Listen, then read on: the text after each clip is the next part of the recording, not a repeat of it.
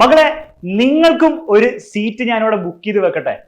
എക്സാമിനറിന്റെ +1 result വന്ന സമയത്ത് എക്സാമിനറിന്റെ +1 അഗ്നി ബാച്ചിൽ നിന്ന് ഈ വർഷം 20 കേരള സ്റ്റേറ്റ് ടോപ്പേഴ്സ് ആണ് ഉണ്ടായിരിക്കുന്നത്.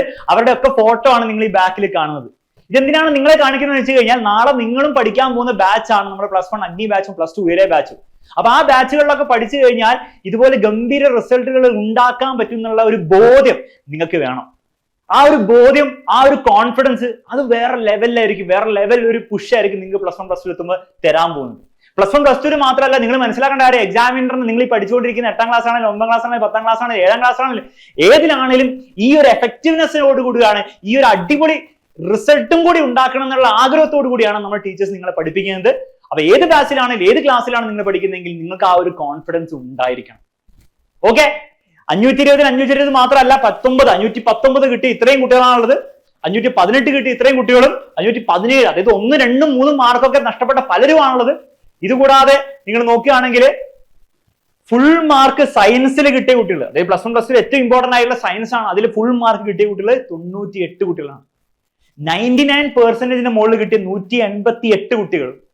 ആൻഡ് ഫുൾ A+ എണ്ണി കഴിഞ്ഞിട്ടില്ല, ഈ വീഡിയോ എടുക്കുമ്പോൾ 1000 ഓൾറെഡി ക്രോസ് ചെയ്തിട്ടുണ്ട്.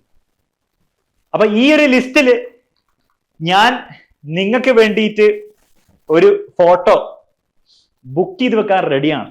പക്ഷെ പഠിക്കാൻ നിങ്ങൾ റെഡി ആയിരിക്കണം. പഠിക്കാൻ +1 എത്തിക്കഴിയുമ്പോഴല്ല, ഇപ്പോഴേ ആ ബേസ് ഉണ്ടാക്കിയാലേ നിങ്ങൾക്ക് +1 ഒക്കെ എത്തുമ്പോൾ ഈ ലെവലിലേക്ക് എത്താൻ പറ്റുള്ളൂ. പക്ഷെ ആ ലെവലിലേക്ക് എത്താൻ പറ്റുമെന്നാണ് റിയാലിറ്റി. കാരണം ഇവരെല്ലാവരും നമ്മുടെ എക്സാമിനറിന് അഗ്നി ബാച്ചിന് ഓൺലൈനിൽ ഇരുന്നിട്ട് ആരും ചീത്ത പറയാതെ, ആരും നിർബന്ധിക്കാതെ ഇരുന്ന് പഠിച്ചവരാണ്. നിങ്ങൾക്കും അത് പറ്റും. പക്ഷെ ഇപ്പോഴേ നിങ്ങൾ ആ പണി തുടങ്ങണം. അതിനൊന്നും ആലോചിക്കാനില്ല. നിങ്ങളെ പഠിപ്പിക്കുന്ന നിങ്ങളുടെ എക്സാമിനറിന് ടീച്ചേഴ്സിനെ ഫുള്ളായിട്ട് നിങ്ങൾ വിശ്വസിക്കുക.